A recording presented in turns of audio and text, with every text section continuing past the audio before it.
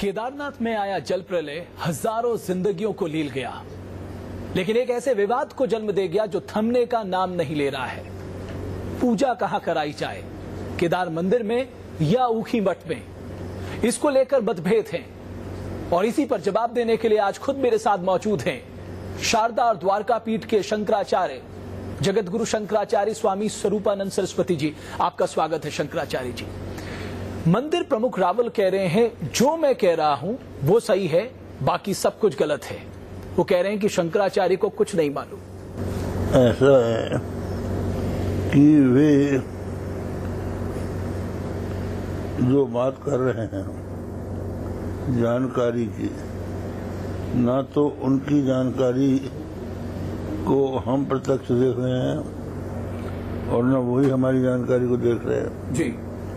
किसी विषय के संबंध में वो कह सकते हैं। तो उनका विषय ये है कि केदारनाथ की पूजा परंपरा का शंकराचार्य जी को ज्ञान नहीं है। वो कह रहे हैं शंकराचार्य जी, आप शंकराचार्य को कुछ नहीं आता। जो मैं कह रहा हूं, जिस पद्धति का मैं बात कर रहा हूं, वही सही है। ये उन्होंने कई बार कहा है। उसका हमारा उत्तर ये है कि हमको पूजा परंपरा का ज्ञान है, इसीलिए हमने आपको पकड़ा है जी। पूजा परंपरा ये है कि शीतकाल में कुछ चर मूर्तियां बाजे गाजे के साथ ऊखी मर जाती हैं जी। और जब तक शीतकाल में पट बंद रहता है तब तक वहाँ उनकी पूजा मनुष्य करते हैं जी। और शिवलिंग में देवता पूजा करते हैं जी। जब यहाँ का पट खुलता है जी। तो वहाँ से मूर्तियाँ लौट आकर उसी स्थान पर लाई जाती हैं जी। जहाँ पर मूल शिवलिंग होता है। तो पट खुल चुका था। पट खुलने के बाद वो चर मूर्तियाँ वहीं थी, शिवलिंग जहाँ पर है। तो ऐसी स्थिति में पहली गलती तो इन्होंने ये की जी कि ये पट खोलकर भाग गए और 9 दिन के बाद लौटे। कपाट खुलने से लेकर कपाट बंद होने तक कहा यह जाता है, जैसा कि आपने भी कहा, कि नदी पार नहीं की जाती है, लेकिन मंदिर प्रमुख रावल तो यात्रा में निकल जाते हैं। अच्छा, वो करते हैं, लेकिन जो पुजारी है वो अपने को जगत गुरु, बाद में उन्होंने कहा कि मैं जगत गुरु, मेरी तरफ से मैं अपने शिष्य को वहां पर पुजारी बनाता हूँ जी, जो कि गलत है। तो वस्तुतः जब आपको 20% कमीशन मिलता है, आप कह रहे हैं वो 10,000 वेतन लेते हैं और मंदिर में जो चढ़ावा चढ़ता है उसका 20% उनको मिलता है, और जो व्यक्ति वहाँ आप रखते हैं उसकी ये हालत है कि उसको खाने पीने को भी नहीं देते, और वो जिसको रखा था वो बच गया था, उसके बाद भी वो भाग गया। तो मिस्टर पोस्ती नाम के एक हमारे शिष्य हैं जी, उन्होंने बताया कि इस हादसे में वो मरा नहीं था, लेकिन वो जबरदस्ती वहां से भाग गया। अच्छा, भागने के बाद 9 दिन के बाद ये बाहर से लौट के आते, इनको तत्काल आना चाहिए था। 9 दिन के बाद आने पर ये बयान देते हैं कि वो ज्योतिर्लिंग है उसको वहां से हटाया जाए, जो कि धार्मिक दृष्टि से अनुचित है और राष्ट्रीय दृष्टि से भी। राष्ट्रीय दृष्टि से इसलिए अनुचित है कि ये जो हमारे 4 धाम हैं, यमुनोत्री, गंगोत्री, केदार, बद्री जी, ये भारत की सीमांत में है। बिल्कुल। तो केदारनाथ से ही सटा हुआ चीन का एरिया आ जाता है। राष्ट्रीय दृष्टिकोण के लिहाज से भी खतरा है, आप ऐसा कह रहे हैं। हाँ, यहाँ हमारा आवागमन रहना चाहिए। मंदिर प्रमुख रावल कह रहे हैं शंकराचार्य को कुछ नहीं आता, और आप कह रहे हैं कि उन्हें तत्काल प्रभाव से हटा देना चाहिए क्योंकि वो धर्म के अनुकूल आचरण नहीं कर रहे हैं, वो शास्त्रों के अनुकूल आचरण नहीं कर रहे हैं। बात यही नहीं है, ये है कि आप केवल हमको शास्त्र के ज्ञानी हम नहीं हैं ये कह दें, पर अपने कर्तव्य का भी तो पालन करें जिसके लिए आप नियुक्त हुए। तो स्थिति ये है, अभी तक इस बात का पता लोगों को नहीं था जी कि ये जो रावल है वहाँ का अपने को कह रहा है जी ये कैसे आ गया यहाँ। तो अब तक ये भ्रम था कि आदि शंकराचार्य ने इसको वहाँ रावण बनाया था, जबकि ये बात असत्य है। जी अभी वासुदेवानंद का एक इंटरव्यू हम लोगों ने देखा, जी वो कह रहा है कि रावण का नंबूदी ब्राह्मण का को रावण आदि शंकराचार्य ने बनाया जी, दोनों जगह, जबकि ऐसा नहीं है। जबकि बात यह है कि शंकराचार्य जी ने किसी को नंबूदी ब्राह्मण को वहाँ का रावण नहीं बनाया।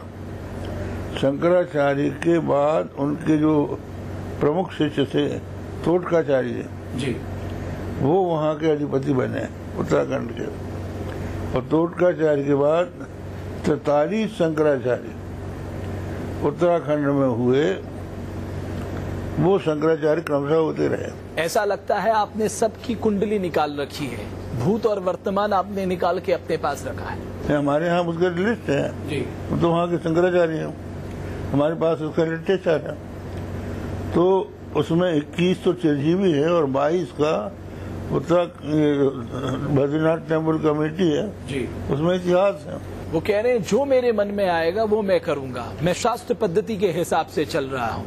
एक तरह से खुलेआम आपको चुनौती, जगत गुरु शंकराचार्य को एक व्यक्ति चुनौती दे रहा है और आप चुपचाप बैठे हैं। अब उसमें तो ये बात है कि अब हम आपके द्वारा जो सनातन धर्मी जनता से पूछना चाहते हैं कि क्या जिस टेरी के, हाँ ये जो हम बता रहे थे वो बीच में टूट गया।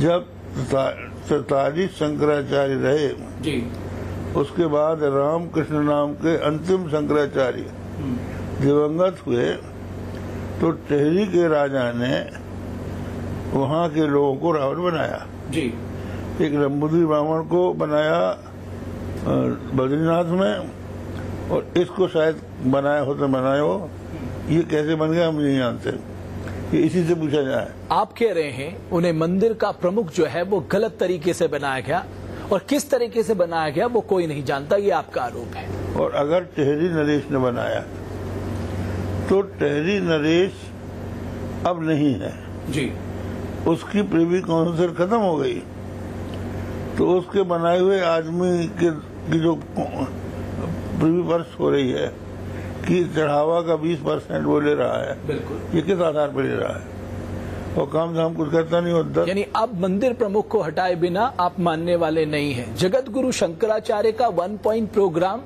मंदिर प्रमुख रावल को हर कीमत में हटाया जाएगा। सबसे मुख्य बात ये है कि अब ये पता लगा है कि ये लिंगायत हैं, जी, और लिंगायत खुद को हिंदू नहीं मानते, वेद को प्रमाण नहीं मानते, वैदिक मंत्रों से पूजा नहीं करते, पुनर्जन्म पर उनका विश्वास नहीं है। जी, तो बसवेश्वर नाम के कोई हो गए इनके स्थापक, उनका लिंग धारण करते, यही इनका अलग धर्म है।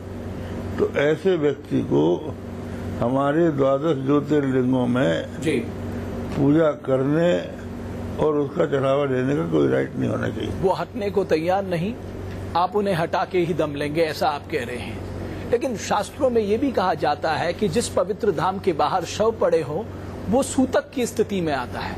अब जब वहाँ पर सूतक की स्थिति है तो वहाँ पूजा कैसे हो सकती है? ऐसा है कि जो पूजा कर रहा है जी, रावण, वो लिंगायत है, वो सूतक मानता नहीं है। उनके यहाँ जो मरता है उसको जमीन में गाड़ दिया जाता है, और फिर उसके बाद कोई कर्मकांडी लोग करते। आप कह रहे हैं कि उन्हें पूजा करने का कोई हक नहीं है। वो अपने को तो शुद्ध करता नहीं है, और भगवान शंकर में अशुद्धि बताता है, जी, जबकि भगवान शंकर जो है श्मशानवासी हैं। बिल्कुल सही है। चिता भस्म में लपेटते हैं, उनको चिता की भस्म से अपवित्रता नहीं आती और गंगा जल से उनकी शुद्धता नहीं आती। वहाँ कहाँ सूतक बताता है ये? इसका ये मतलब ये है कि भगवान केदारनाथ के महत्व को ये नहीं जान रहा है। हिमालय तु केदारं घुष्मेशं च शिवालय एतानि ज्योतिर्लिंगानि सायं प्रातो पठेनरो सत्म जन्मम कृतं पापम स्मृणेन विनश्यति। जिसके बारे में ये सब कुछ कहा गया है, वहां महाप्रलय में हजारों लोग मारे जाते हैं। इसे क्या समझे शंकराचार्य जी? ये क्या संकेत है मानव जाति के लिए?